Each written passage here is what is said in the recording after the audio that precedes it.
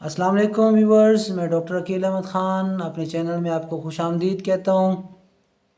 Viewers, आज हम बात करेंगे कि हम हिस्ट्री को जो है वो क्यों स्टडी करते हैं। Why we study the history of psychology. कौन कौन से ऐसी जो है वो चीज़ें हैं जो कि हमें एक्साइट करते हैं कि हिस्ट्री को हम स्टडी करें।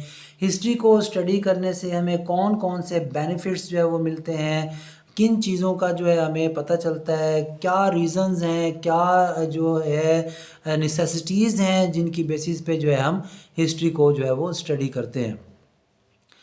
तो सबसे पहले हम देखते हैं कि हमें हिस्ट्री को स्टडी करने से एक डिफरेंट चीज़ों के बारे में, डिफरेंट आइडियाज़ के बारे में, डिफरेंट रिसर्चेस के बारे में, डिफरेंट नॉलेजेस के बारे में हमें एक पर्सपेक्टिव जो है वो मिल जाता है। हमें एक पस मंज़र मिलता है कि हिस्ट्री में कौन कौन सी चीज़ें ऐसी थीं जिनको स्टडी किया गया, और हिस्ट्री में कौन कौन से ऐसे नॉलेजेस थे, कौन कौन सी ऐसी रिसर्चेस थीं, कौन कौन से ऐसे फ़िलासफ़र्स के कंक्लूजन्स थे, कौन कौन सी उनकी जो है वो साइंटिफिक इंक्वायरीज़ थी हिस्ट्री के अंदर, जिन्होंने उसको कंक्लूड किया, वो सेल्फ बिलीव्स बने।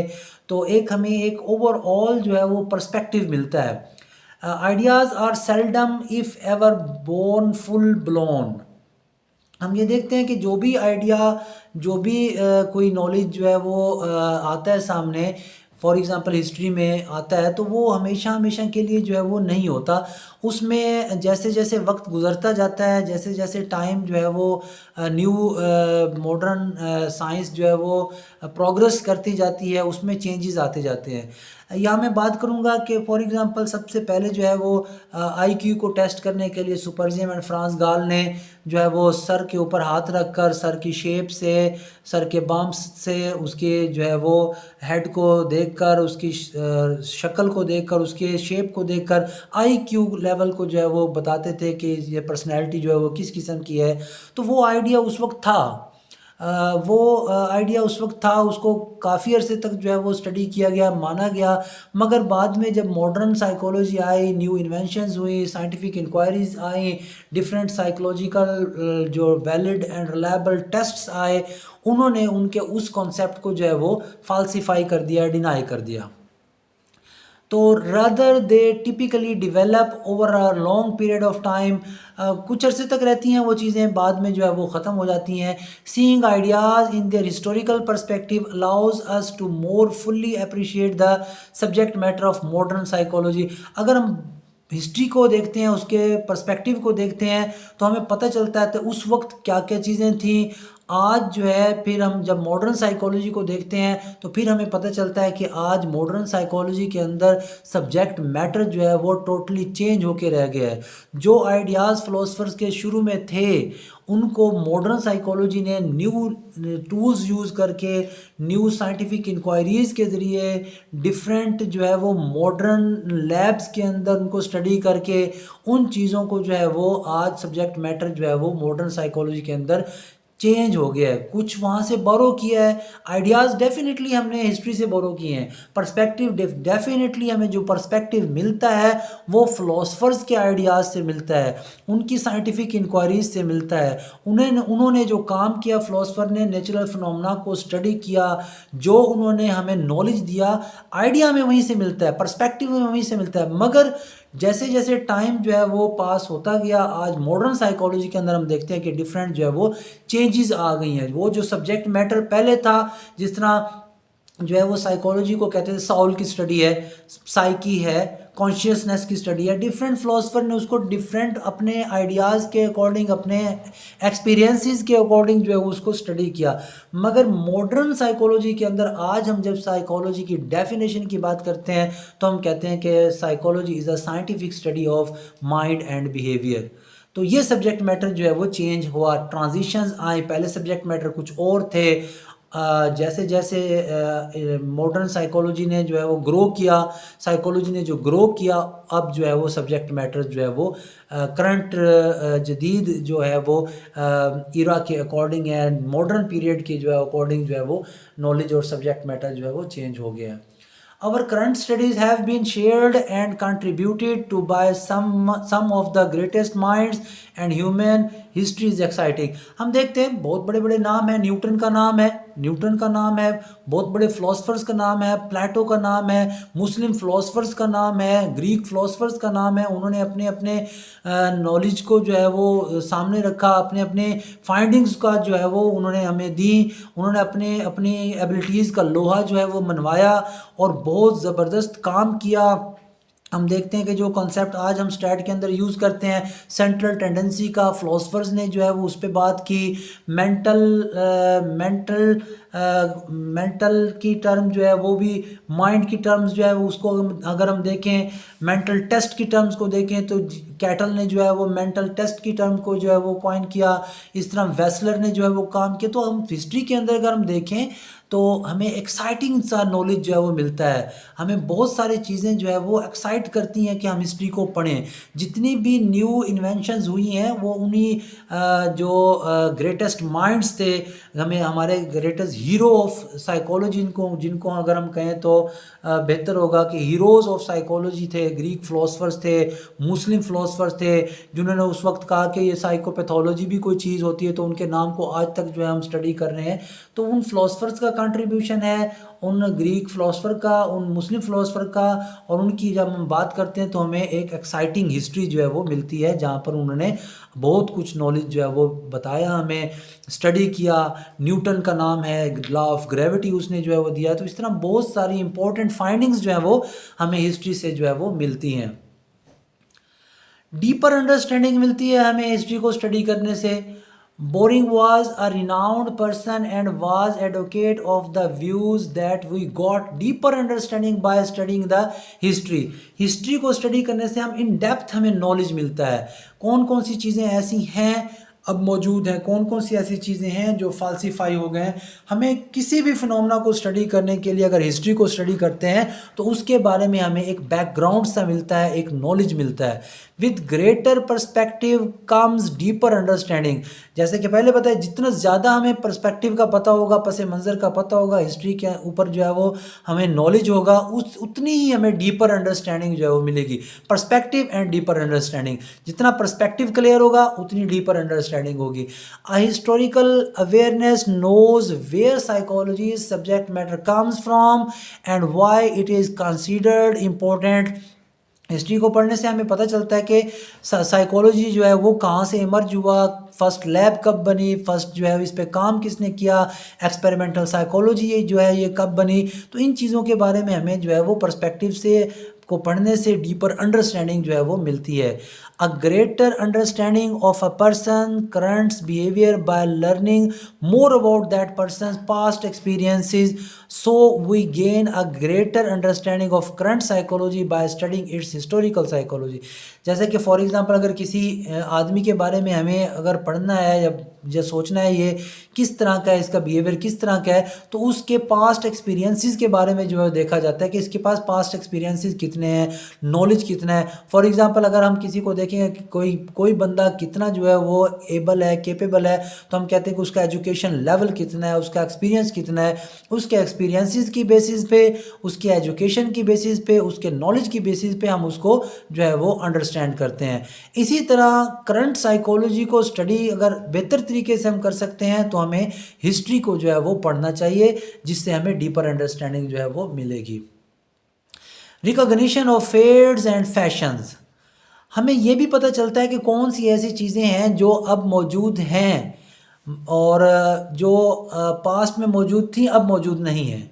फेड्स एंड फैशन के बारे में, कौन सी ऐसी चीज़ें थी जो पास्ट में मौजूद थी अब नहीं है, और कौन से ऐसे न्यू नॉलेज हैं, न्यू इंक्वायरीज़ हैं, न्यू साइंटिफिक इन्वेंशंस हैं जो कि अब हैं, ये पास्ट में नहीं थी।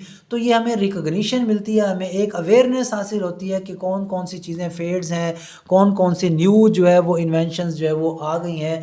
While studying the history of psychology we often strucked by the realisation that a view point does not always fade away because it's incorrect, rather some viewpoint disappear simply because they become unpopular।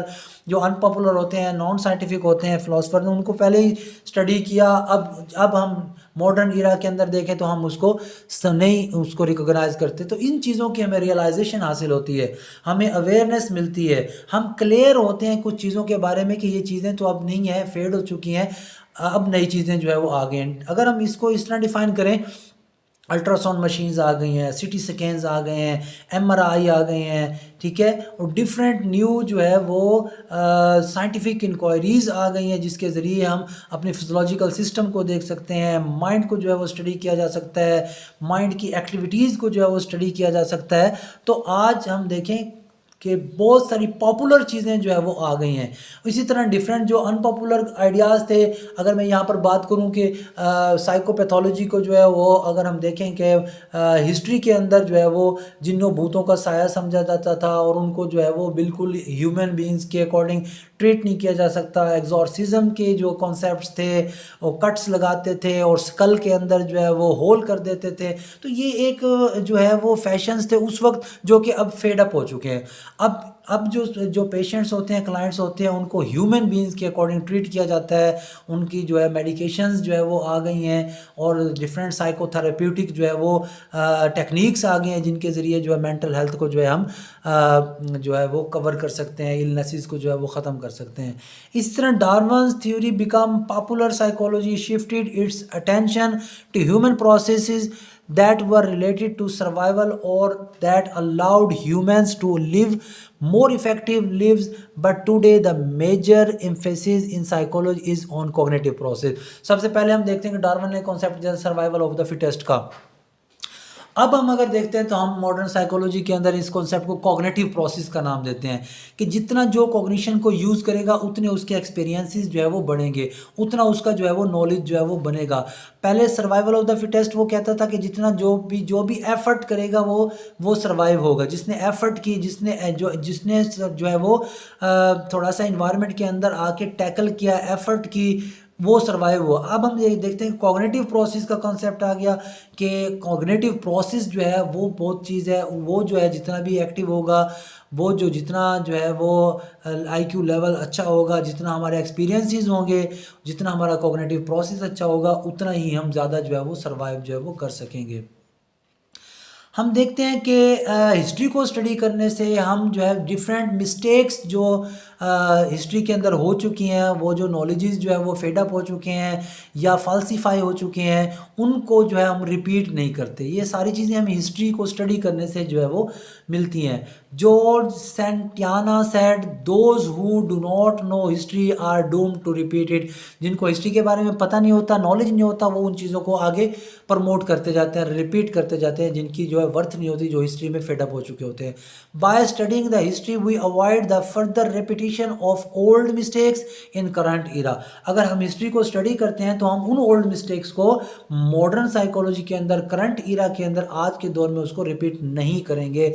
हम कहेंगे कि वो तो non scientific inquiries थी, अब तो science आ गई है, अब तो टेम्परेचर को मेजर करने के लिए डिफरेंट इंस्ट्रूमेंट्स आ गए हैं, ब्लड प्रेशर को मेजर करने के लिए डिफरेंट इंस्ट्रूमेंट्स आ गए हैं, पर्सनैलिटी को मेजर करने के लिए डिफरेंट साइकोलॉजिकल टेस्ट जो है वो आ गए हैं, ब्रेन को मेजर करने के लिए different neuropsychological imaging techniques आ गई हैं। तो हम उन चीज़ों को रिपीट नहीं करते जो हिस्ट्री के अंदर थी, वो फाल्सीफाई हो गए हैं। अब हम करंट इरा के अंदर न्यू नॉलेज के साथ एक न्यू जो है वो विजन जो है वो रखते हैं। तो source of valuable ideas, history जो है एक बिग सोर्स है, एक बहुत बड़ा सोर्स है जहाँ से हमें बहुत सारे आइडियाज़ मिलते हैं, वैल्यूएबल सोर्सेज मिलते हैं, पास्ट कनोटेशंस के बारे में पता चलता है। हिस्ट्री को हम स्टडी करने से डिफरेंट जो है वो आइडियाज़ डिस्कवर कर सकते हैं, डिफरेंट जो है वो न्यू थ्योरीज़ जो है वो डेवलप कर सकते हैं। हम जो है डिफरेंट थ्योरीज़ को स्टडी कर सकते हैं, उनको चेक कर सकते हैं। हम ये देख सकते हैं कि जो भी आइडियाज़ डिस्कवर हुए that were developed at the earliest time but for whatever reason remained dormant। हम देख सकते हैं कौन कौन सी ऐसी रीज़न थी जिनकी बेसिस पर वो जो है वो उनको अब स्टडी नहीं किया जा सकता, वो डोरमेंट हो गए, उनकी कोई वर्थ नहीं रही। तो आज हम हिस्ट्री को स्टडी करते हैं तो हमें एक वैल्यूएबल आइडियाज़ मिलते हैं, कौन कौन सी चीज़ें थी जो उस वक्त जो है वो स्टडी की गई, उन्हीं चीज़ों को हम आगे लेकर चलकर फर्दर जो है वो उनको पॉलिश करते हैं, उन्हीं से जो है वो न्यू नॉलेज जो है वो फर्दर जो है वो ट्रैवल करता है। एक क्यूरोसिटी जो है वो पैदा होती है ठीक है, स्टडी करने से कि why study the history of psychology, it might make more curious और more curiosity to ask why not. हम स्टडी करते हैं साइकोलॉजी को या क्यों नहीं करते, ये एक तजस्सुस है। तो इसी फॉर एग्ज़ाम्पल आज हम चीज़ देखते हैं, हम हमारे अंदर एक तजस्सुस पैदा होता है कि पहले इसका क्या कॉन्सेप्ट था, पहले इसके बारे में लोगों के या फिलोसफर्स के क्या व्यू पॉइंट थे। तो वो क्यूरोसिटी जो है हमें जो है वो कंपेल करती है, मजबूर करती है कि हम हिस्ट्री को जो है वो स्टडी करें। Wanting to know as much as possible about a topic or person of interest, including a topics of or a person's history, is natural. Psychology is not an exception। ये हमारे अंदर जो है वो क्यूरोसिटी जो है वो एक नेचुरली जो है वो होती है, एक इंटरेस्ट जो होती है, किसी टॉपिक को स्टडी करना है उसके बारे में इंटरेस्ट जो है वो डेवलप होती है। किसी पर्सन को जो हमने देखना है, हम उसको देखते हैं कि उसकी जान पहचान करते हैं कि वो किस किस्म का बंदा है, उसके बारे में लोगों से पूछा जाता है। तो इसी तरह ये एक नेचुरल है। इसी तरह हम साइकोलॉजी को भी जो स्टडी करते हैं तो हम देखते हैं कि हिस्ट्री में जो है वो क्या क्या चीज़ें जो है, ये साइकोलॉजी को स्टडी करना भी हमारे अंदर एक क्यूरियोसिटी पैदा करता है, एक तजस्सुस पैदा करता है जो कि नेचुरल है, ठीक है, जो कि हर इंसान के अंदर होता है कि जो भी मैं काम कर रहा हूँ इससे पहले देखूँ कि इसके बारे में क्या व्यूज़ हैं। तो साइकोलॉजी के अंदर जो हम हिस्ट्री को स्टडी करते हैं उसमें भी क्यूरियोसिटी होती है कि हम इसकी हिस्ट्री को देखें, पास्ट व्यू पॉइंट्स को देखें, फ़िलोसफर्स के जो है वो आइडियाज़ को देखें, फिर उसको स्टडी करके हम न्यू नॉलेज की तरफ जो जाएँ। तो व्यूअर्स, ये थी हमारी आज की वीडियो। अगर आपको बेहतर लगे, अच्छी लगी हो तो व्यूअर्स ज़रूर इस चैनल को सब्सक्राइब कीजिएगा, शेयर कीजिएगा। Thank you very much.